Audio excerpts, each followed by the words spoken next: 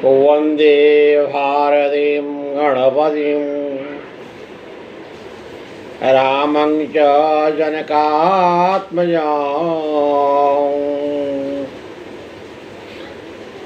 भारतं सौमित्रं वन्दे नौमि किशं महाबलम्।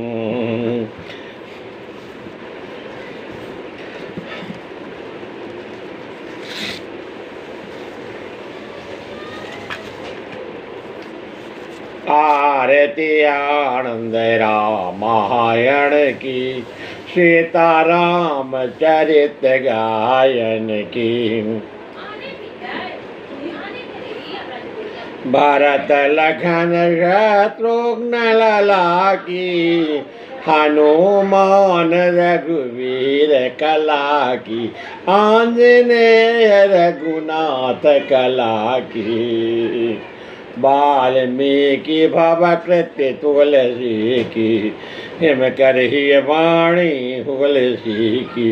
आरती श्री आनंद रामायण, आरती श्री आनंद रामायण की, सीताराम चरित गायन की, सीताराम चरित गायन की। श्रद्धालु भक्तों, श्री राम कथा नव दिवसीय ज्ञान यज्ञ का आज 5वां दिवस है। अवधेश नंदन राघवेंद्र सरकार तथा जनक नंदी जानकी का परिणय विवाह की व्याख्या करना यथा संभव कम समय में आज का प्रमुख प्रसंग है। कल हम लोगों ने चर्चा की थी कि राम जानकी परस्पर एक दूसरे को पुष्पवाटिका में देख चुके हैं। अब सभी लोग जानकी जी की गिरिजा ने वंदना की थी। गिरिजा शहरियों के साथ में जनकनंदिनी मंदिर में गई थी और जनक मंदिर में जाकर के गिरिजा ने कुछ शब्दों में जो गिरिजा की पूजा जानकी तथा उनकी सहेलियों ने कुछ शब्दों में की थी, वही यहाँ सुनिए। गोस्वामी जी के रामायण तो आपने पढ़ी होगी। जय जय गिरिवर राज किशोरी, जय महेश मुख चंद चकोरी। वहाँ एक तरह की भावना सुनिए। अब यहाँ हिमकर रामायण के अनुसार आप सुनिए। गिरिजा मंदिर गई जानकी, हृदय मूर्ति करुणा निधान की। विनती किन्हीं मंजू मृदुवानी, जय परमेश्वर प्रिया भवानी। जय विघ्नेश गणेश सुमाता, विद्युद्दाम प्रभायुत गाता। सुखकारिणी दुखहारिणी अम्बा, आद्या शक्ति जया जगदम्बा। जय शैलेंद्र सुता सुकुमारी, जय पंचानन प्राण प्यारी। आसीदस्ति भविष्यत रूपा, सिद्धि शक्ति सुख शांति स्वरूपा। विद्या विभव विजय प्रदायिनी, उमाय पर्णा जय कात्यायिनी। मैं किमि कहूँ भावना मोरी, सबके हृदय अटारी तोरी। यद्यपि अभिलाषा सूचि आई, जीवा तदपि कहत सकुचाई। श्यामल कुंवर भय चित चोरा, देहि पावों में करो निहोरा। अमंदिर माय मृदु वचन सुहाए, तुम्हारे हित हरि तेरे होत आए। यहाँ देखिए जानकी जी ने कहा कि तुम्हारे हित ही हाड़ी है फिर होता है। गोस्वामी जी की रामायण देखो कि कहते हैं कि सुनो से शेष हमारी, पूजी मन कामना तुम्हारी। हे गिरजा तुम्हारी, ए सीता तुम्हारी मनोकामना पूरी होगी, ऐसी गिरजा माता ने आशीर्वाद किया। और उनका प्रसाद समझ करके और एक पुष्प भी गिरा भगवती के गिरजा के की माला से, तो खासी माल मूर्त मुस्कानी, माला ही भरी लीला ने उस माला को धारण किया। यह विजय माल का प्रतीक था कि अवश्य से मनोवांछित फल की प्राप्ति होगी। और यह सीधे क्या कहते हैं कि तुम्हारे ही हरे तेरे होता आए, तब मुदित जानकी भावन सिधाई। गुरु पही गए लखन रघुराई, रघुनायक ही सीता बिंबा बसती सियाऊ रे हरे प्रतिबिंबा। राम जानकी पुष्प बाटिका से पुष्प करके चले गए हैं विश्वामित्र के पास में। और विश्वामित्र भी रामचंद्र की मनोदशा का अध्ययन करके उन्हें आशीर्वाद देते हैं। सुफल मनोरथ हो तुम्हारे, राम लखन सुनी भय हो सुखारी। ये नहीं कहते हैं कि महाराज जनक नंदिनी को देख करके मैं आकृष्ट हो गया, लक्ष्मण जी भी नहीं कहते, लेकिन मन की बात को ऋषियों को शक्ति आती है, मन की बात ने कहा। और पार्वती को प्रसन्न देखा जनक महाराज अवधेश भी जाएंगे जान के बड़ी प्रसन्न चित्त गिरिजा की पूजन करके आई हैं। अवश्य उसके मन में जो आकांक्षा होगी उसकी आकांक्षा गिरिजा भगवती अवश्य पूरी करेंगी, कुलदेव अवश्य पूरी करेंगी। तो जनक जी का जब प्रण कल हम लोगों ने जनक के प्रण की चर्चा कर दी थी, जो शिव का पे ला के उठा लेगा और उसकी प्रत्यंचा पर वर्ण चढ़ा देगा, उसकी डोरी पर उसे सीता का विवाह होगा। जैसे अंग्रेजी भाषा में भी कल हम लोगों ने चर्चा की थी कि आधुनिक जगत में जो विभिन्न देशों के बीच में एक रूढ़ भाषा के मिलने लैंग्वेज के रूप में अंग्रेजी का प्रयोग होता है, तो उसका भी प्रयोग किया था।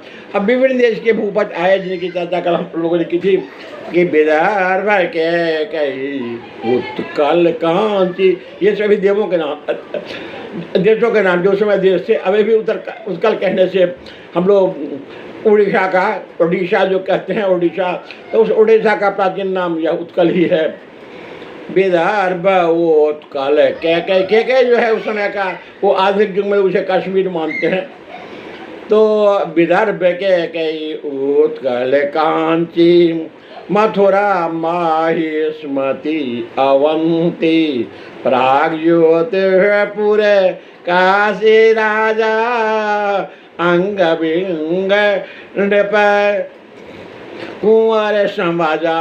कुंवर राजकुमार, राजा कहीं के राजा अधिकारी थे, कहीं के राजकुमार ही थे जो शासन व्यवस्था देखते थे। तो वे लोग आए, तो जैसे ही जनक बंदी ने जिन्हें उनके मंत्रों का कारण किया कि जो कोई भी धनुष की डोरी पर चढ़ा देगा, उठा लेगा और उसका प्रत्यंचा चढ़ा देगा, तो उसका पूर्व सुंदर सीता हुआ। तो सुनत ही प्रणदम्बीण पधाए, अबम के दम के बाल आजमाए, हारे थके भूपा अभिमानी, दानो नहीं देगा भाई जब बड़ ज्ञानी, रंग भूमि जब राम पधारी, अशुभट संत मुनि भया भाव उचारे, ज्ञाने से दय लखही हरि कैसे, आज आच्युत भय नृपरुत जैसे। जैसे रामचंद्र का पदार्पण हुआ तो सुभट जो पहलवान है, योद्धा हैं, उन योद्धाओं जो संत हैं, ज्ञानी हैं, सबके मन में अपने अपने मूडानुसार मन में जैसी उनकी भावना थी, उनके अनुसार उनके मन में विचार आने लगे। ज्ञानी सिद्ध संतों साधकों ने देखा कि साक्षात आज अच्युत परमात्मा परम ब्रह्म स्वरूप श्री नारायण रूप श्री राम ही भूतल नारायण ही भूतल के रूप में अवतरित हुए हैं। रण बांकुरे सूर समुदायी देखे परम वीर रघुराई, दैत्य मदनुजय मानुष तनुधारी, आराम ही काल कराल निहारी। गोस्वामी जी की रामायण की पंक्ति याद करो कि रहे असुर छल छोनी पवेसा, दिन प्रभु प्रगट काल देखा। या पूर्वासिन अवलोके रामु, जन कुटुंब सुषुमा सुखधामु, निधि भावना वस नर नारी, मनमोहन राम छवि निहारी। अपने अपनी भावना के अनुसार से राम की छवि पूर्वासिन देखे दो भाई, नरभूषण रोदन सुखदायक। गोस्वामी जी के रामायण देखो, यहाँ पूर्वासिन अवलोकी राम, जन कुटुंब सुषमा सुखधाम, कि मेरे एक कुटुंब में संबंधी होने जा रहे हैं। ये सौंदर्य सुषमा सिंधु और आनंद के सागर ही, आनंद के धाम ही है, अलौकिक धाम है ये। तो जिनकी जैसी भावना जागी रही भावना से ब्रह्म रहती, यहाँ निजी भावना बस नर नारी, मनमोहन राम छवि निहारी। जब कोई धनुष को, तो विभिन्न देश के राजाओं ने प्रयास किया, लेकिन कोई धनुष को नहीं तोड़ सका। तो उस समय क्या किया? अब एक बात यहाँ बताऊं, हिमका रामायण में भी यह चर्चा आती है। अक्षर हाँ, गोस्वामी जी के रामायण में जो कुछ पंक्तियां हैं, उस पर कभी कभी विद्वानों विचारकों में बहुत ही विभेद होता रहता है, वाद प्रतिपाद होते रहते हैं अक्सर हम। या कि भूप सहस 10 एक ही बारा, लगे 58 तोरहीन डारा। उसका अर्थ साधारण तय दिया गया है कि 10,000 राजा मिलकर के जो भूप धनुष को उठाने का प्रयास किया, लेकिन सब जगह से नहीं निकला। लोगों ने कहा कि यदि 10,000 राजा इकट्ठे हो जाए तो 1 मील से ज़्यादा दूर पर तो वह उनकी कतार ही हो जाएगी, क्योंकि उसमें राजा लोग भी बड़े मोटे तगड़े थे, कलयुगी मानव की तरफ से इनके कई गुना उनके आकार भी थे, तो क्या धनुष इतना विशाल रहा होगा। इस पर बहुत से तर्क कुतर्क लोगों के मन में आते हैं। हिमकंठ जी के प्रभु के प्रेरणा से हिमकंठ रामायण पाते हैं, इसके 2-3 जगह से दिए गए हैं। धनुष का वर्ण 3 दस जाता है। मैथिल दूत ने बखान किया, इसका एक वर्ण है। फिर जो है अयोध्या से जो अयोध्या के जो पूर्ववासी लोग हैं, जो देखे दर्शन जी तरफ प्रकाश व्याख्यान करते हैं। फिर यहाँ मिथिलांचल में जो स्पष्ट हुआ था, उसका वर्णन के शब्दों में अलग है। सबों में 2 तरह के भाव हिमका रामायण पाते हैं कि भूप सहस 10 एक ही बारा, एक आलोचक के रूप में, कवि के रूप में नहीं। हिमकर के हृदय से एक आलोचन निकलता है। जैसे जॉन किट्स और शेली भी तो बहुत बड़े पोस्ट थे, लेकिन उनके हृदय में भी एक आलोचक भी थे, जिन्होंने कई सिद्धांत, theory of beauty, theory of spontaneity, theory of negative capability जैसे लिखी थी। बड़े से सिद्धांत थे। सौंदर्य का सिद्धांत, स्वयंभूत स्वतः स्फूर्त भावना का सिद्धांत, और अनाश्रित का सिद्धांत जो कृष्ण ने प्रतिपादन किया था इसमें, कि अनाश्रित का सिद्धांत वही कि देवी की जितों को मैं कुछ नहीं करता हूँ, ये राष्ट्रिक सिद्धांत। अटैचमेंट जहाँ नॉन अटैचमेंट, जिससे कुछ आसक्ति नहीं हो, अनाश्रित का भाव जो है, तो ये किया था। तो वही हिमकर कहते भूप सहस 10 एक ही बारा, जबकि नीचे धनुष नहीं टूट पाया, तो सोचा, लोगों ने सोचा कि चलो भाई हम लोग अकेले के प्रयास के, हाथों की 5 उंगलियां निकला के 10 उंगलियों से हमने प्रयास किया, धनुष सुझा भी नहीं, तो ऐसा क्यों न करें। हम लोग तो 10 देश की विभिन्न देशों के बलवान राजागण हैं, तो चले और फिर धनुष उठा ले। पीछे सीता किसकी पत्नी हो, इसका निर्णय आपसी युद्ध के द्वारा मल्ल युद्ध हो या धनुर्वेद युद्ध हो, इसके द्वारा हम लोग आपस में बाद में निर्णय कर लेंगे। जनक ने कहा भाई यह तो अनुचित विचार हो रहा है कहते हो, तो वहाँ आए थे केवल के 10 राजा रहे। तो आप कहोगे सहज का तो फिर क्या अर्थ हुआ? सहज तो संस्कृत के शास्त्र का ही लगता है, या भवन शास्त्र है, रूप शास्त्र के कई बार इसे शास्त्रानंद या सहस्त्रभुज भी कहते हैं या सहस्त्राक्ष भी कहते हैं। तो इनका जगह कि सहस माने हर्षपूर्वक अरे जोश में आकर के चलो 10 आदमी में कहते हैं दोस्तों ने क्या है, एक तो ये, या एक था सहसा all on a sudden, all of a sudden, अकस्मात सहसा सहसा हर्षपूर्वक जोश में आकर 10 राजा चले। अर्थात हिमकर जी ने जैसी कलयुग में व्याख्या की कि लोगों के मन में ये भ्रांतियाँ हैं कि 10 अर्थ है, तो हो सकता है गोस्वामी जी से अपने कहा हो, क्योंकि गोस्वामी जी ने क्या लिखा। अब तो गोस्वामी जी कोई बहुत बड़ा संत हो, उनको गोस्वामी जी के दर्शन प्राप्त हो, गोस्वामी जी पुनः प्रकट हो समझा में, या हनुमान जी महाराज से केवल इसी के लिए व्यक्ति तपस्या करे कि हनुमान जी महाराज आपको हो। हनुमान जी कब महाराज कहेंगे नहीं मैं नहीं इसका अर्थ बता सकता, इसका अर्थ तो कभी ही बताएगा, क्योंकि बाह्य कभी किस भावना से लिखते हैं, दूसरा कोई उसकी व्याख्या वास्तविक निर्णय नहीं कर सकता, चाहे वह कितना बड़ा विद्वान हो। एक बार हनुमान जी से भी ऐसी भूल हुई थी। एक संत, मैं सच्ची कथा कह रहा हूँ, मैंने भी किसी महात्मा के मुख से सुनी है कि एक संत विशुद्ध श्री राम भक्ति तन्मय होकर के सुना रहे थे, श्री राम कथा कह रहे थे। तो उन्होंने कहा कि हनुमान जी जब लंकापुरी गए तो लंकापुरी उन्होंने श्वेत वर्ण का पुष्प देखा खिले हुए उस अशोक वाटिका में, जो वाल्मीकि के रामायण के अनुसार से, जैसे वाटिका नाम वस्तुतः क्या है, प्रमदा वन है कि आनंद कामन उन्मत्त वन, वहाँ अलग है। गोस्वामी जी ने नामकरण में अपनी मर्यादा अलग ढंग से दिखाई, जो पत्ती एक मर्यादा होती है, अशोक वाटिका इसका नाम रखा। तो उस अश्वेत वर्ण का पुष्प देखा। जब उनका आनंद समाप्त हुआ तो एक आया, उनके पास एक भक्त आया और कहा कि महाराज महात्मा जी आप तो झूठ बोल रहे हो। तो क्या भाई? तो नहीं, हनुमान जी ने श्वेत वर्ण का नहीं, उन्होंने तो लाल वर्ण का, रक्त वर्ण का पुष्प देखा था। और जो वाटिका में पुष्प पड़े हुए, श्वेत चंपा नहीं, जैसे कि लोग रक्त चंपा रहे हों या अलग वर्ण के हों, श्वेत चंपाड़ी, स्वर्ण चंपा और श्वेत चंपा साधारणतः हम लोग 2 तरह के देखते हैं। हाँ, गुड़हल फूल के रंग, कमल फूल के रंग, ये सब तो आप देखते हैं कि लाल वर्ण में भी होते हैं। खासकर गुड़हल तो बहुत तरह के लाल होता है, कुसुम भी एक पुष्प है जो लाल वर्ण का होता है। तो वो कहा नहीं ऐसा कैसे मान सकता है, ऐसा तो वर्णन तो वाल्मीकि रामायण में तो ही आता है। तो कहा नहीं ऐसा नहीं है, तो आप कैसे इस विधता से कहते हो? संत जी ने पूछा उस वक्त से। बद ने कहा मैं सिंह हनुमान हूँ और आप ये कथा सुनने आया हूँ महाराज, मैं खुद गया था अशोक वाटिका, वो तो लाल रंग के पुष्प मुझे दिखे थे। तो कहा आपकी बातों पर भी नहीं विश्वास में करूँगा, चलो वाल्मीकि जी ने रचना की है, वाल्मीकि के पास मुझे ले चलो।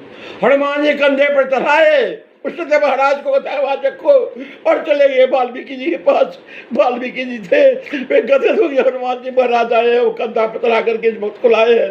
आगे क्या कितना बड़ा भक्त है, लोग हनुमान महाराज की पूजा करते हैं, वंदना करते हैं, और हनुमान महाराज जी से जैसे राम लक्ष्मण को चला करके ले गए थे वहाँ सुग्रीव के दर्शन करने के सिंधा पर्वत पर। तो वहाँ के सिंधा में चले गए थे ऋषि मुख पर्वत पर, वैसे वे चले आए लेकर के कितना भागी बड़े भगवान का क्या ये किस कारण से आगमन हुआ, क्या कारण आगमन तुम्हारा? तो हनुमान जी ने अपनी बात कही, संत जी ने कहा महाराज जी उपदेश चाहता हूँ। तो वाल्मीकि जी ने बड़ी कोमल स्वर में कहा कि हनुमान जी ये संत जी ठीक कहते हैं, आप क्रोध की अवस्था में थे, क्रोधावेश में थे, आपके मन में क्रोध था, रावण के प्रति क्रोध, घृणा और शत्रुता के भाव उभर रहे थे। इस क्रोध भावना ने जो श्वेत पुष्प खिले हुए थे वृक्षों पर, बड़े बड़े पौधों में, उनको हुए आपके लाल रंग के दिख रहे, वही जाकी नहीं भावना जैसी प्रभु मूर्ति देखिए तिन तैसी, हनुमान जी ने माना। इसलिए मैं जो कह रहा हूँ भाई ये बात है साफ, तो पता नहीं हो सकता गोस्वामी जी से भावना लिखो सहसा आकर के ऐसा भी लिखा हो, संभव है, क्योंकि अकस्मात इनके हृदय में ऐसी प्रेरणा कहीं हो सकता कुछ भाव हो।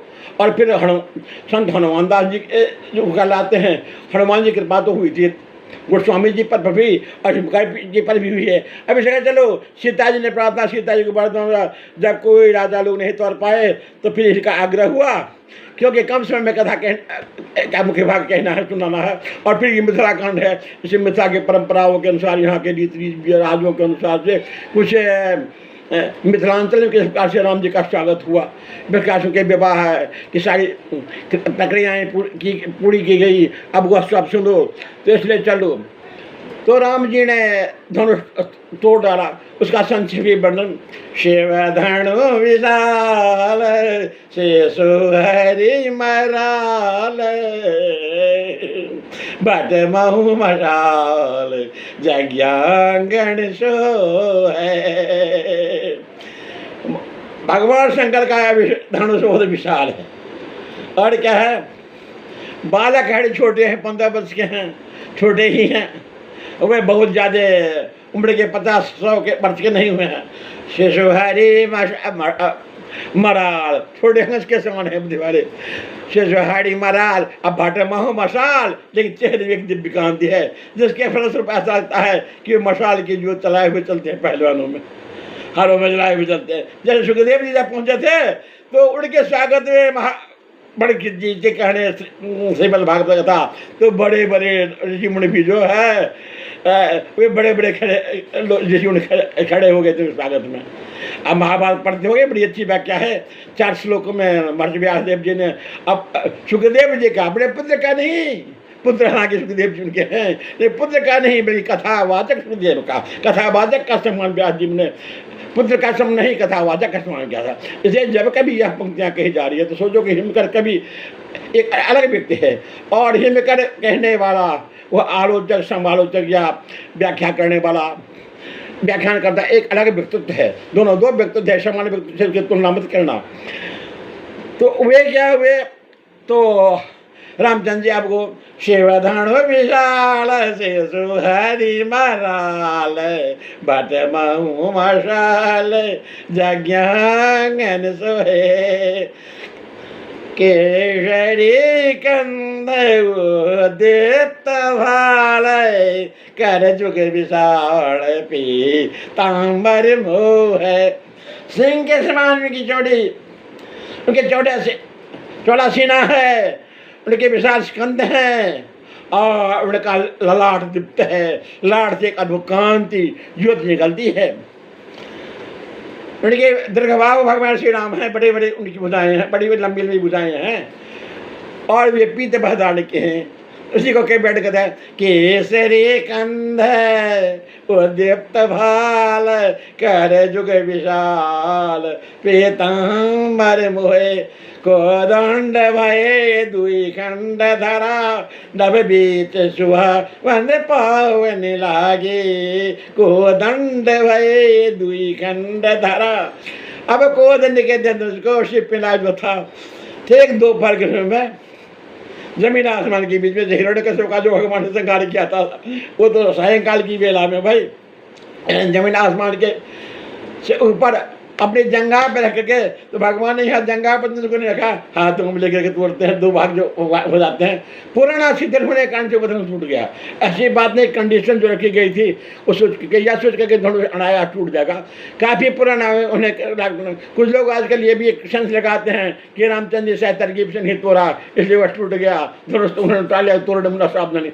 लेकिन परमेश्वर से ही जब भूल होगी तो फिर मानव से क्या उम्मीद की जा सकती है। मानव तो परमेश्वर के सामने भी भूल तो होता है, कभी हास्य परहेज में, कभी व्यंग से, जैसे कि मानव परमेश्वर से भी जरा बड़ा हो गया हो, जैसे उसने मृत्यु पर भी विजय पाली हो, as if he has got victory triumph even over death. जैसे परम सत्य जो है मृत्यु, उस पर भी जैसे मानव ने विजय पाली हुआ, अपने आप को समझ लेता है कभी के इतना बड़ा, तो उसमें भगवान ने तोड़ दिया। तो उससे क्या हुआ, तबार से प्रसून हर से सुरेश अभि से दिनेश ही आनंद जागे। देवगण पुष्प के पीछे करने लगे, जो ही मृत्यु हुई उस पर धनुष टूट गया, धनुष खंडन हुआ, और लेकिन देवराज अधिक प्रसन्न हुए, जैसे कि मैंने कल चाहता थी कि आज इंद्र समय को न सुभागा, सहस नयन हरि पद आगा। और फिर वर्णन किया था भगवान के दुल्हा स्वरूप का भी वर्णन इंद्र किया था, जो कल आप सुने होंगे। इसलिए प्रतिदिन कोई से कोई सुना करो तो तभी लाभ उठा पाओगे। तो यह महाभारत की कथा नहीं होगी कि अंतिम दिन में मैं निजुर का मुकादमे में सुन लो। वो तो लोगों को रिझाने के लिए, आकृष्ट करने के लिए, जो नहीं सुना है तो तुम्हें भी एक दिन सुन दो। नहीं मामा से काना मामा भी अच्छा, लेकिन नहीं मामा के कंस मामा जैसा मामा होना अच्छा नहीं। हाँ भाई, काना मामा होता कंसा मामा होना अच्छा नहीं। जिसके माता पिता को ही जेल में रख दे, बंद कर दे कारागृह में, तो बताओ कैसे उस मामा को मामा समझेगा। उस मामा को तो वह मम्मी बना के रख देगा, गिन रख दिया। मम्मी जानते हो ना, इटालियन शब्द है, इटली में परंपरा है, जब लोग मर जाते हैं ना तो उसको एक सुरक्षित बक्सा बंद कर दिया जाता है वर्षों तक। और वो लोगों का विश्वास है कि वे लोग कभी मरेंगे नहीं। कुछ रासायनिक पदार्थ देते हैं, तो उसी चीज़ को लोग मम्मी कहते हैं, डाले हुए उस पुराने शब्द को। लेकिन आजकल क्या करोगे, आजकल तो मम्मी मम्मा कहने से कोई विशेष अर्थ ही होता है। कुछ लोग कहेंगे कि पंडित जी आप नहीं करते। इंग्लिश डिक्शनरी भी देख लो, वहाँ भी मम्मी माने आप पाओगे। और फिर ऐसे मम्मी कहती तो कोई बात नहीं है। तो ऐसा अब श्री राम जी के दया से हम लोग पा रहे हैं। अब वहाँ से चले भगवान राम ने जब धनुष का खंड कर दिया तो बड़ी प्रसन्नता हुई। और दिनेश बड़ा प्रसन्न हुए। बेसे दिनेश ही आनंद जागे, ऐसे प्रसन्न हुई कि मेरे को नहीं उत्पन्न से बालक नहीं वो काम किया जो कभी लोग नहीं कर पाए थे। अब देखिए, आज पुरुष को सूर्य से भी वंश चला है, चंद्रमा से भी वंश चला है। आप स्वयं जानते होंगे कि स्वयं ब्रह्मा जी ने भी अपने को हिरण्यकश्यप, ये क्या नाम है, ब्रह्मा जी ने स्वयं को स्वयं मुड़ के रूप में लिया था। उससे हिरण्य ये उत्तानपाद अपने व्रत नाम के हुए थे। तो इस प्रकार से किससे यह वंशावली विभिन्न आती जाती रहती है। और जो पुरुष को तो आज पुरुष को तो सच में बड़ी प्रसन्नता होती ही है। तो प्रसन्नता हुई। आपको देख करके सखियों ने कहा कि चलो ऐसे चलो भाई कि यहाँ जानकी जी आगे माला लेके बढ़ी। जब जानकी माला जी के बढ़ी तो लोग रामचंद्र जी 15 वर्ष के हैं, सीता 9 वर्ष की बालिका है, पूर्ण कर चुके हैं समय दर्शन रामायण के अनुसार। तो जो समय दर्शन करता है, समय दर्शन एक रावण भी है, जिसमें कथा रावण भी है, जिसमें ये सब बात याद है कि रामचंद्र जी लगभग 40 वर्ष की उम्र में वे 28 साल की उम्र में लगभग प्रस्थान किए थे। वे आए थे 16 वर्ष, 12 वर्ष अयोध्या में रहे। इसके बाद वनवास गए, वनवास से होकर के 40 वर्ष की उम्र के बाद में आए थे। और फिर 41-42वें वर्ष में ही सीता का उन्होंने परित्याग किया था। जो कुछ सांसारिक कारण हो या जो कुछ भाग्य का विधि विधान हो या जो प्रभु की अद्भुत अपूर्व लीला हो, क्योंकि उनकी लीला तो सोई जानत जनाई, मानव की कल्पना मानव के चिंतन से परे है। तो यह लेके आते हैं। लेकिन रामचंद्र जी जो कुछ खड़े हैं, नहीं झुक रहे हैं। तो वहाँ सखियाँ कह रही हैं मिथिला की, क्या मिथिलानी सखियाँ कहती हैं, अब कवि के शब्दों में ही सुनो। पुष्प बाल सिया सुहाई, सहित सहेली जय रघुराई, राम उत्तुंग जानकी छोटी, माला किमी में ले मति मोटी। बुद्धि मोटी क्यों? कहते जानकी जी हैं जिनकी बंदना गोस्वामी तुलसीदास भी कहते हैं, जगसुदास जी के नाम ताकि जुगपत कमर मलाम जास के प्राण। तो निर्मल बन देने वाले जानकी जी हैं, वे भीमका जी की बुद्धि को मोटी क्यों कह रहे हैं? मोटी से दिमाग काम नहीं कर रहा कि मैं छोटी हूँ। रामचंद्र लंबा है, मुझे गले माला कैसे उछल के डाल डालूँ। आजकल की कोई लड़की रहती है तो हाई जंप जैसे लगा देती, हाई गले फंसा देती। लेकिन रामचंद्र जी जो है वे जैसे ही मर्यादा पुरुषोत्तम श्री राम हैं, वैसे ही आदर्श कल्याण उनसे भी बढ़ करके और अधिक श्रेष्ठ है। इसलिए तो कहा जाता है कि वाल्मीकि रामायणे सीताया चरितं महत्। वाल्मीकि रामायण भी रावण में सीता के रामचंद्र जी से मत पर है। जैसे इस लैटिन में कहावत है कि मैट्रे पाल्सना फिलिया पर्सीरिया। अरे माँ तो सुंदर है ही, बेटी तो उससे भी सुंदर है। Mother is beautiful and daughter is more beautiful. तो वही जो है बात यहाँ है कि रामचंद्र जी कहते तो महान ही है, लेकिन सीता जी कहते उससे भी महत्तर है, बल्कि संपूर्ण रामायण में महत्तम ही है उनका चित्र। तब तो वो कहते हैं राघव प्रेम का रंगे निराला, प्यारे तजो अहम का हाला, मिथिला के तुम हुए जमाई, यहाँ नया बध भुआला, पी लो प्रेम सुधा का प्याला। ए राम भगवान अपने को अवधेश नंदन चक्रवर्ती सम्राट दशरथ का पुत्र यहाँ मत समझो।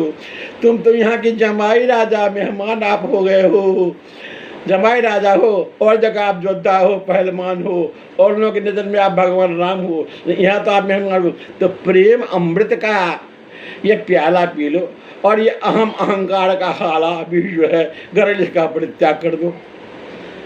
प्रेममयी पुष्पों की माला, गूंथी है विदेह की वाला, तुम उत्तुंग हो अभिनत करीबो, कैसे पहनाए जय माला, राघव प्रेम का रंग निराला। लेकिन रामचंद्र जी सोचा कि अवध क्यों आज झुक जाता हूँ, तो जानकी जी कहे कि मेरे सामने आज झुक गया तो जीवन भर ये झुका के मुझे रखेंगी। अरे भाई तो अवध क्यों झुके, मिथिला आगे। रामचंद्र जी सोचने लगे। लक्ष्मण जी समझ गए कि भाई ऐसी स्थिति आएगी। उस समय एक बात आप लोग जानते ही होंगे कि जब यह निर्णय हुआ था, आपके मन में एक बात आती होगी, अभी तो केवल माला बनाने की बात हुई, अभी बाहर उन लोगों का मौका नहीं हो रहा है। तो क्योंकि परशुराम जी का भी आगमन है, समय अभाव के कारण बहुत संक्षेप में ही उसका हिंट बढ़ूंगा, फिर आगे आऊँगा विवाह पर ही और इस कथाओं पर ही, प्रसंग पर ही। तो यह लक्ष्मण जी ने सोचा कि यदि इस तरह से विलम्ब होगा, माला नहीं पहनेंगे तो रंग में तो भंग हो जाएगा। रामचंद्र त्रिभुवन भी जो कहलाए नहीं, इसका क्या सार हुआ जब सीता ने जयमाला उनको पहनाया नहीं। जयमाल तब प्रतीक है कि सभी राजा लोग के सामने वो जयमाला जब पहनाएगी तो त्रिभुवन जय समेत जो जन ने प्रतिज्ञा की थी कि त्रिभुवन विजयी होने का जो उनको तमगा लगा करके और ध्वजा फहरा करके उनको टीका चिन्ह किया जाएगा, त्रिभुवन विजयी है। रामचंद्र जी के सिर पर जो तिलक लगाया जाएगा, यह माला जो है तिलक का प्रतीक है। तिलक जी यहाँ तिलक लगाने के लिए नहीं आएंगे, वो तो विवाह के समय में पंडित जी लोग लगाएंगे, या जनक जी भी जो उनके चरण, जनक और शिरध्वज जनक उनकी पत्नी विधि हाथ में उनके चरणों की पूजा करेंगी। कि उसी समय से मिथिला में अभी भी विष्णु के अवतार माने जाते हैं, विष्णु रूप माने जाते हैं ये दामाद महाराज। तो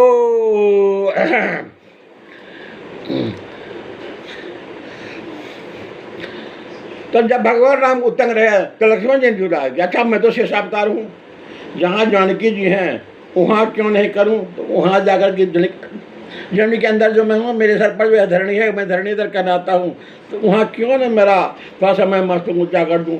जानकी जी ऊँची हो जाएंगी सतह पर, वह जमीन ऊँच जाएंगी तो जानकी राम एक सीधे में आ जाएंगे। जानकी को अवसर मिलेगा, श्री राम के गले में माला डाल देंगी। और फिर बाद में हुआ कि यदि राम का विवाह होगा तो फिर मेरा भी नंबर लग जाएगा, और लग ही गया था लक्ष्मण जी का नंबर भी जी। उर्मिला के साथ उनका तो विवाह इस ग्रहण शुक्ल पंचमी को होने वाला है, ऐसा हुआ भी आप जानते ही हो। तो वो हो गया। जब ही जैसे जब देख रही हैं सखियाँ कह रही भाई अब तो दोनों एक सीधे में आ गए। अरे सीता मत चौको चौहान जैसी बात कि अरे सीते क्यों देर लगाती हो, अब अवसर मिला है, राम जी तुम्हारी सीधे में है, एक सीधे में है, तुम दोनों एक ऊंचाई है तुम्हारी मस्त तक की। अब उनको जटा सिकड़ता उनके गले में माला पहना दो। रघुनंदन शिव धनु मंजन को श्री पहनाओ जय माला, एक दिन देखा था जब इलाहाबाद हाई कोर्ट का जजमेंट आया और इन्होंने कह दिया जय श्री राम की घोषणा कर दी,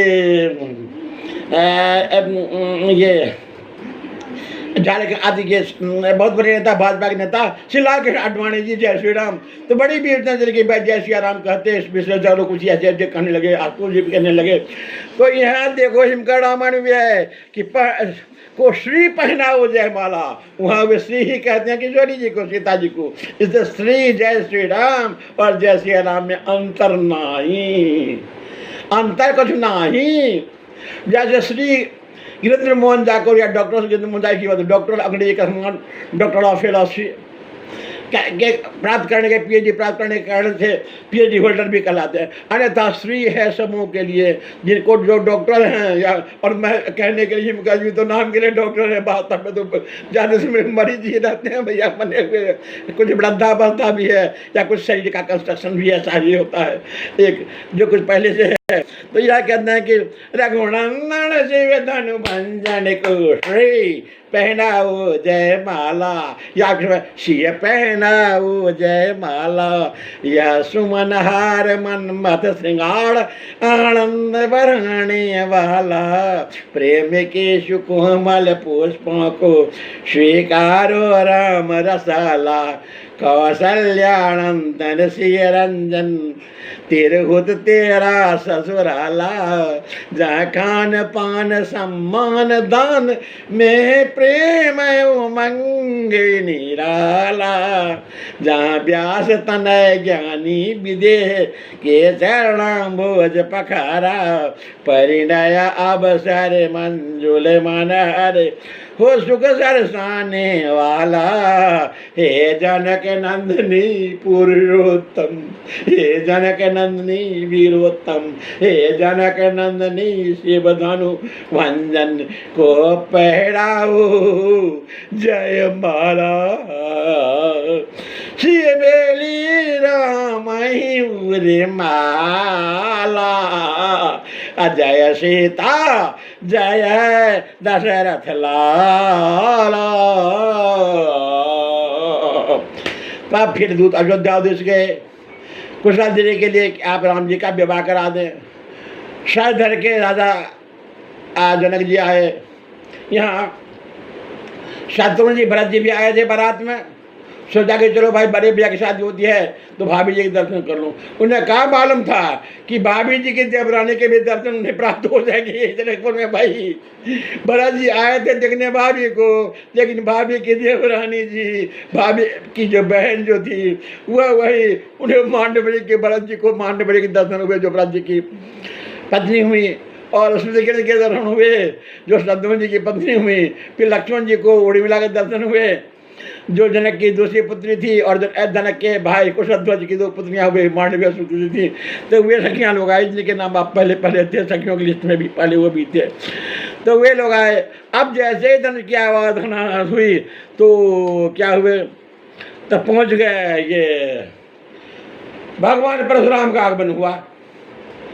भगवान परशुराम अपना माता को दिए हुए बटन के अनुसार से वे पहले ही 21 बार पृथ्वी को आदिताई क्षत्रियों से भीड़ कर बैठे थे, तो युद्ध की गिनती नहीं किए हुए थे, इसलिए आयाज आ गए और इन पर बड़े क्रोधित हुए कि किसने धन को तोड़ा है, जिन्हें धन को तोड़ा है वो शस्त्र बाहु के समान मेरा दुश्मन है। लेकिन रामचंद्र जी ने बड़े ही विनम्र शब्दों में श्री राम का आचरण सभी देवों में सदा ही अनुकरणीय रहा है। कृष्ण और राम हमारे 2 उत्तम पुरुष हैं, लेकिन कृष्ण की तंत्र है कि सुनो लेकिन गुनो नहीं। अरे सुन करके आनंद लो लेकिन नकल नहीं करो। लेकिन रामचंद्र जी का है कि सुनो और गुनो, जैसा आचरण है वैसा करने का प्रयास भी करो। यही 2 अंतर में है कि कृष्ण का सुनो जादू का क्या जादू देखो, लेकिन जादू नकल करने की कोशिश नहीं करो, तुम्हारी जान चली जाएगी।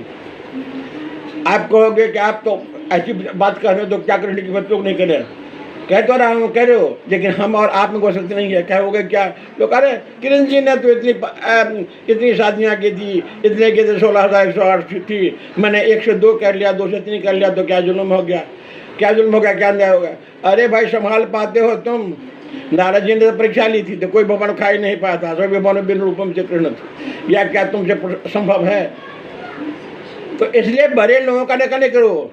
रवि सूर्य से पावक की नाई, जो सूर्य में तेज है, जो गंगा में तेज है, जो अग्नि में तेज है, अग्नि मुर्दों को भी जलाती है, जग जागृत भी उसमें पड़ते हैं। आप भोजन जो पकाते हो वो भी अग्नि पर होता है, भोजन आपका खाना तैयार होता है, फिर मुर्दे भी उसमें जलते हैं। गंगा इस प्रकार से अपवित्र पवित्र से विभिन्न इलाके में गुजरती है। गंदी मकान से निष्कासित होने वाले गंदे जल को भी, पवित्र जलों को भी फिर हिमालय से निकलने वाले कल कल थल थल धार निकलती गंगोत्री गोमुखी से निकलने वाले जल को भी है। 1976 ईस्वी में गोमुख का दर्शन करने का मुझे गौरव प्राप्त हुआ, जो समुद्र तट से 11,700 फीट की ऊंचाई पर है। बहुत ही दुर्गम बिहार मार्ग है, लेकिन प्रभु कृपा हुई, वहाँ तक जाने में मैं सफल हुआ। स्नान भी किया जहाँ से गंगा का उद्गम होता है, और उसी समय निकलने के बाद ही मेरी पहली कप्तानी थी। गंगे तेरी निर्मल धारा ने हमें पुण्य बनाया है, पापों की सवेरियाँ कटी पुण्य के भाव अपनाया है। तुम देव पुजहड़ की कन्या, तुम शिव की ब्रह्मद्वारी हो, गिरिजा से ऊपर है चंदा, तो चंद्र से ऊपर न्यारी हो। गुरुमुखी हिमालय की भाषा तेरी जननी कहलाती है, वह मंदा की लग्नंदा का कभी तुम्हें बुलाती है। अभिशाप छकड़ के पुत्रों को देवी तुम्हें उद्धारा, कल कल छल छल बहती रहती शिव जदा पर तव निर्मल धारा। यह मेरा प्रथम पद्य है, जो 1976 में लिखा गया था उसी यात्रा के दरमियान। और इस प्रकार से आप देखोगे तो उधर 76, 24 वर्ष 25 उधर हो गए, और 20 वर्ष इधर हो रहे हैं। अभी लगभग समझो तो वह 44-45 वर्ष हो रहा है जो कुछ। लेकिन फिर भी मेरी कविता पर अभी 144 नहीं लगा है, अभी भी कुछ न कुछ लिखते ही रहता हूँ प्यारे, मैं बताता हूँ। अब ज़्यादा नहीं, लेकिन प्रभु की प्रेरणा से हो गया है, इससे आगे कुछ कुछ लिखते ही रह जाता हूँ। तो अब जब सभी आई और जानकी जन को माला से पहनाया, तो अब इसके बाद अयोध्या से बारात आ गई। बारात आने पर भी तो स्वागत हुआ। अब स्वागत आने पर सभी क्या हुआ, तो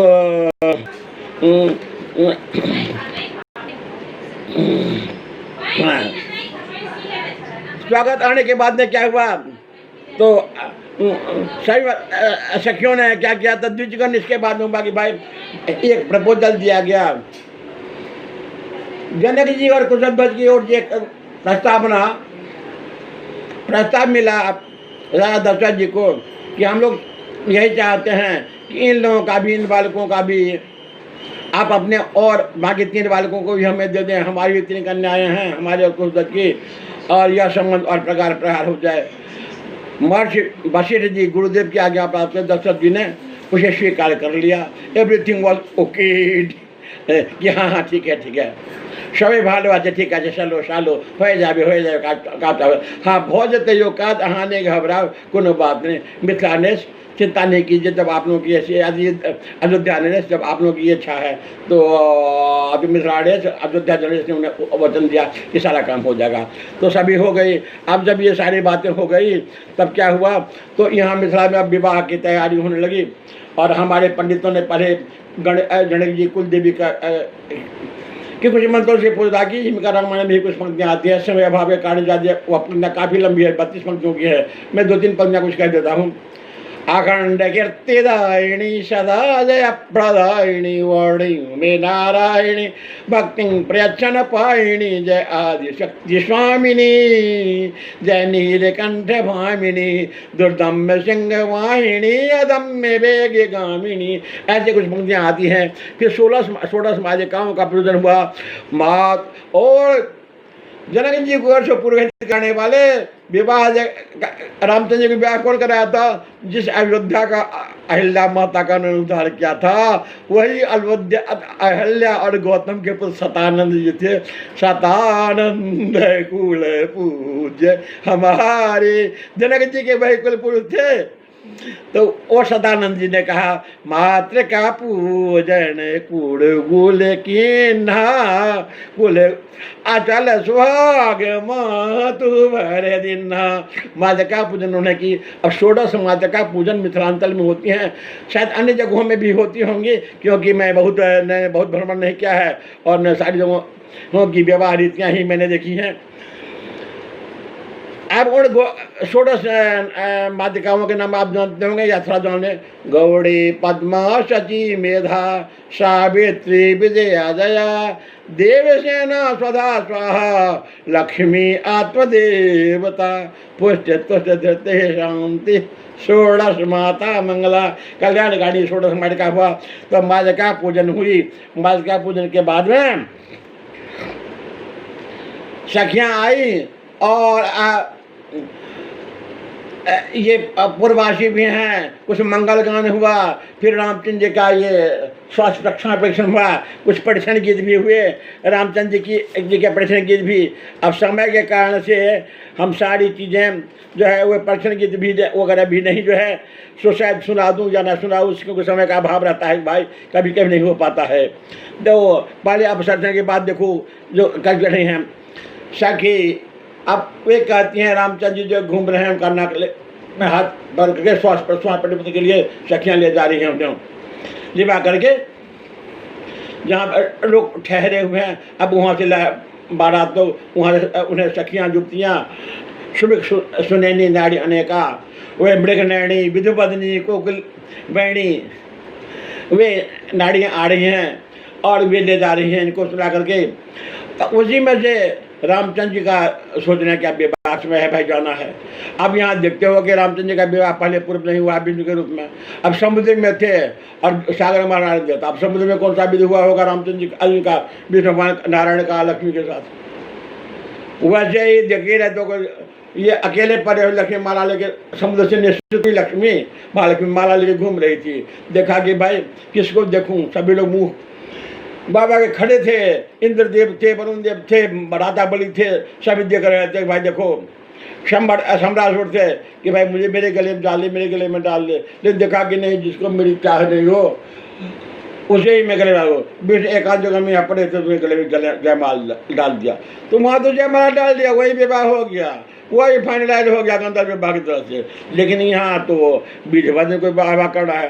पर परशुराम जी के रूप में अवतार लिया था, जब लिया तो परशुराम जी को तो कुंवारे ही बेचारे रह गए, तो अभी भी नहीं जान पाए। और उसके पहले लोग कहते हैं कि मच्छर कुर्म बराह ये सब हुए थे, या बामन छोटे बौना बाबन का अवतार लिए थे, विवाह करने का अवसर मिला नहीं था। यह प्रथम विवाह का अवसर है, तो स्वाभाविक है कि बेचारे कैसे चला जाए, धीरे धीरे या जोर से नहीं जानते हैं। उसी को सखियाँ उसे मजाक करती हैं। सखी रघुवर की चाल है निराली, चंपा पाहुन को देना नगाली, दुल्हा धीरे धीरे चलते कैसे, झूमता मस्त हाथी हो जैसे। जब ये कहे कि मस्त हाथी से झूम रहा है, मुझे धीरे से चल रहा है, रामचंद्र ने कहा क्या बात है भाई, क्या करूँ, दौड़ूं क्या?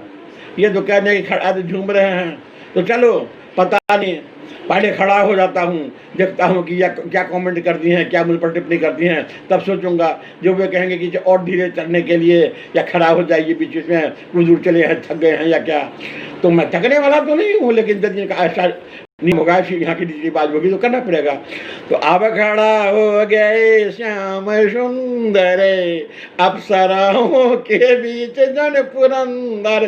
जैसे राम जी खड़े हो गए, सखियाँ मजा करती है, देखते हो जी ये श्याम सुंदर रामला खड़ा हो गए हैं, इनको हम लखियों को देख के बीच में हो रहा है, जैसे इनको भी मन में शौक पूरा करना कि देवराज इंद्र अनेक रंभा रति उर्वशी। मैंने कहा ये सारी जो है धृतराज जी अनेक जो सखियों के बीच में जैसे हैं प्रिया प्रेमदा, अनेक जो हैं उनके इंद्रदेव की जो सुमुखी नाड़ियाँ हैं हेमलता, तो इन अप्सराओं के बीच में जैसे जो है पुरंदर देवराज इंद्र हों, वैसे ही आनंद ले रहे हैं। भगवान ने देखा, अरे मुझे तो देवराज इंद्र से तुलना करी है, देवराज इंद्र के पास में तो अनेक अवसर आए हैं, लेकिन मेरा तो चित्र मात्र सीता पर ही मेरी एकाग्रता है, यह जीवन भर मेरी एकाग्र रहेगी। मैं तो एक नाड़ी व्रतधारी पुरुष रहूँगा, यह मैंने भी मेरे दिल में संकल्प लिया है। तो ऐसे में क्या करूँगा भाई? तो ऐसा देख करके भगवान क्या किए, तो उन्होंने चाल तेज कर दी। जब ये तेज कर दी तो सखियाँ कहती हैं, देख दौड़ने लगे रघुराई, बेटा चंचल है चतुरी है माई, मधु राघव को देना न गाली, इनकी मैया बड़ी भोली भाली, इनकी प्यारी बहन को बुला लो, शांता सुंदर को माला पहनाओ, उनके हाथों में मेहंदी रचा दो, मधु भाभी उन्हें तुम बना लो, रस में घोलो मधुर रंग आली, जीजाजी की बहन शांता मतवाली, नाता बितिला बद का निराला,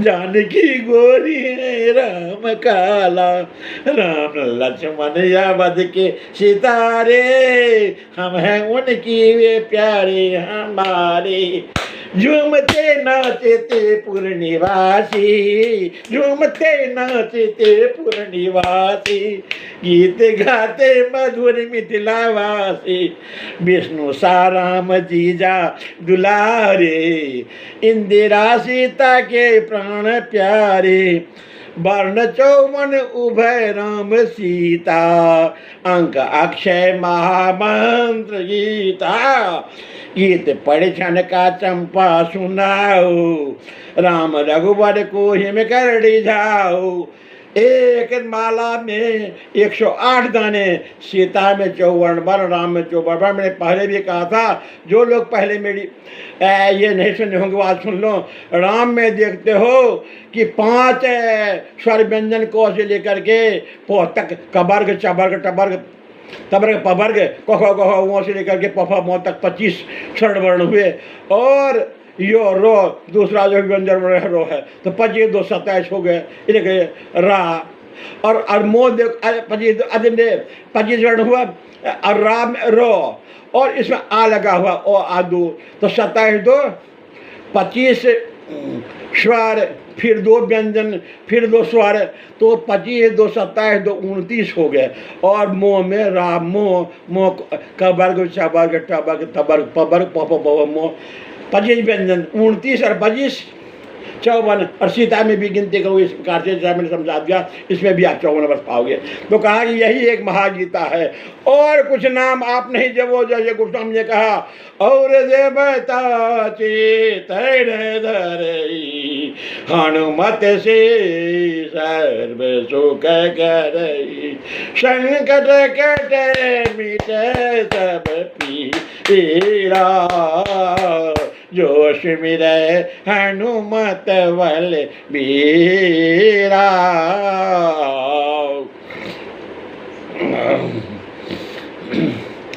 मिर्जाबाजी कहते हैं कि महाराज हम सीताराम हनुमान जी क्यों बजे, हम लोग क्यों नहीं बजेंगे आते, हम लोग तो मिर्जाबाजी शक्ति उपासक सत्य को बजेंगे। हम कहा अच्छा है, मैं कहाँ कह रहा हूँ कि भाई सत्य को नहीं भजो, बड़ी श्रद्धा से जिस रूप में आप भगवान को देखना चाहो उसी रूप भगवान तेरे हृदय में है। भगवान को बालक रूप में देखना चाहा मणि और शत्रुपा रे कश्यप और ने तो बालक रूप में भगवान आए, भगवान को अपने पिता के रूप में जिन्हें देखना चाहा उसे भगवान उसके पिता बनकर के भी आए हैं, भगवान भाई बनकर के आए हुए हैं, तो विभिन्न रूप में सखा बनकर के आए हुए हैं कि भाई सखा रूप में ही दर्शन दो। बल्कि मिथिला के जो नारियाँ थी जनकपुरवासी, ये जनकपुरवासी जाति के रामचंद्र जी जो हैं वे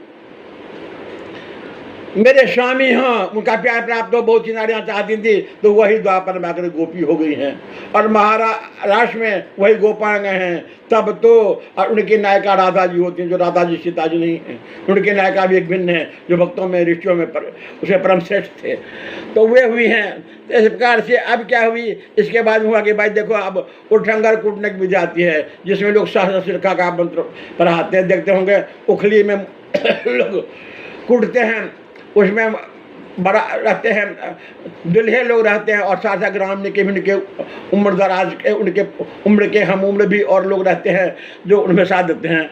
अब उसी में ललिता जो है, आप तो हिंदी गीत भी नहीं सुनाता, ललिता मिथिलांत है, मिथिलांचल में वो ठंगर गीत तो मैथिली में सुना रही है कि रामचंद्र जी जब मिथिला में आए हैं, हम लोग आपस में मैथिली में बातें करेंगे तो कुछ समझ भी सकेंगे, क्योंकि हम लोग कहेंगे कि पाहुन ई कनी देखियो ने भाटा के तरकारी केहन छे, भाटा मोरी निक बनला। अब यदि वे उनको कहने का है बैगन या मूली, तो ऐसे में तो नहीं समझ पाएंगे भाई। और ऐसे के लिए उनके लिए जो है मैं अलग से असली भाषा ब्रिंजल या पुनः से रेडिश का प्रयोग तो नहीं करूँगी, हैं ना, ब्रिंजल या रेडिश का प्रयोग नहीं करूँगा, ना बैगन या मूली का ही प्रयोग करिए। तो ये भाटा अब मुड़ई ई निक बनल पहुन खैब कि नहीं खैब, ये सब कहने के लिए उनको मैथिली में से पहले शुरू करें, उनको कुछ मैथिली में भी रस भरी गालियाँ को सुना दें, क्योंकि मिथिलावासियों का कितना बता मन लगता है कि लालन तुझको मिथिला में रहना पड़ेगा, सरस मीठी गाली भी सहना पड़ेगा, धान कूटे चाहती साकी रघुनंदन दूल्हा देखू उखड़ में, देखो उखड़ में कूटे छत भारत माला, लाबा फूटी बाहर निकल शत्रुघ्न दुल्हा, कहियो मैं बाबू नहीं दिलनी फड़ा, अहाँ किया चुपचाप छी लखन पौना, उर्मिला दिस देखे छत दूध कटु सहजना, सखिए दुल्हा के मोलह